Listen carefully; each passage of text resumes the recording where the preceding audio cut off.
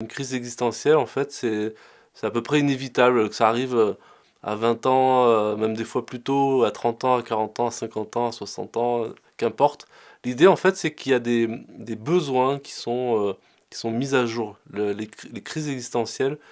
sont la manifestation d'un rêve, d'un besoin, d'une mise à jour, en fait, de se réaligner avec ce qui est important pour nous, de que ça reprenne du sens, en fait, pour nous. Et en fait, des crises existentielles, c'est avec des questions aussi qui sont existentielles. C'est pour ça que j'ai fait toute une série de questions existentielles pour justement aider les personnes qui sont justement dans des phases de crise, on va dire, bah de justement se remettre en question. Et se remettre en question, c'est se poser des questions. Se poser des questions, pas à partir justement d'un stress, mais justement à partir d'un état où notre cerveau va pouvoir réfléchir et trouver des éléments de réponse, des déclics, des prises de conscience qui vont justement redonner du sens, remettre de la valeur justement et de l'énergie dans le quotidien, pouvoir réapprécier le quotidien, qu'est-ce qui fait sens, qu'est-ce qui est important, qu'est-ce qui nous nourrit au quotidien, remettre de la valeur sur ça, et puis en même temps faire une clarté, clarifier vraiment finalement c'est quoi mes rêves, mes besoins maintenant, pas ceux d'avant, peut-être qu'ils sont plus d'actualité, mais justement revenir dans le présent et dire qu'est-ce qui est important pour moi, qu'est-ce qui fait sens, qu'est-ce qui me donne de l'énergie, qu'est-ce qui a de la valeur pour moi, et du coup de pouvoir se réaligner, réorienter son quotidien, ses actes, ses objectifs, son énergie dans une direction qui est importante, qui a de la valeur, qui a du sens et qui donne justement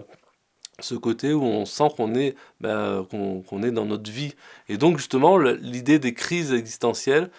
permet justement de se poser des questions existentielles pour justement revenir dans le courant de la vie, dans la force qui nous plaît et qui nous permet justement d'être dans un tremplin d'évolution. C'est vraiment ça en fait, hein. C'est le fait d'évoluer. Tout bête, si c'est un exemple vraiment bateau, mais si à 5 ans je pleure pour avoir un bonbon, si à 30 ans je continue de pleurer pour avoir quelque chose, il y a un truc qui va pas, il y a un truc qui est plus en phase et qui fait que le monde autour de moi va me renvoyer quelque chose comme quoi, qu'est-ce que tu fais? Et moi je vais me sentir pas forcément compris, etc. Parce que je pense que c'est cette manière-là qui fait que si ça a toujours marché, pourquoi d'un coup ça ne marche plus? Parce que j'ai évolué, je suis passé dans une autre phase de ma vie. Et donc là, c'est un caricatural, mais c'est la même chose. Il y a des fois, on a des fonctionnements, des manières de fonctionner, ou de croire, ou de voir, ou des attitudes, ou des manières de relationner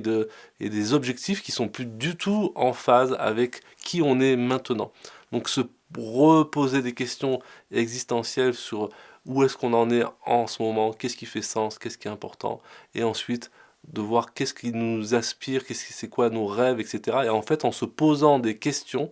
hein, qu'on retrouve dans toute cette série des questions existentielles, va nous permettre justement à notre cerveau de commencer à réfléchir, à s'ouvrir, à aller dans d'autres directions, à commencer à attirer des informations, des personnes, des éléments de réponse, des prises de conscience qui vont petit à petit nous réorienter dans notre chemin de vie, nous réaligner sur ce qui a de la valeur et nous redonner cette énergie de vie qui nous donne envie d'avancer et qui nous rend vivants.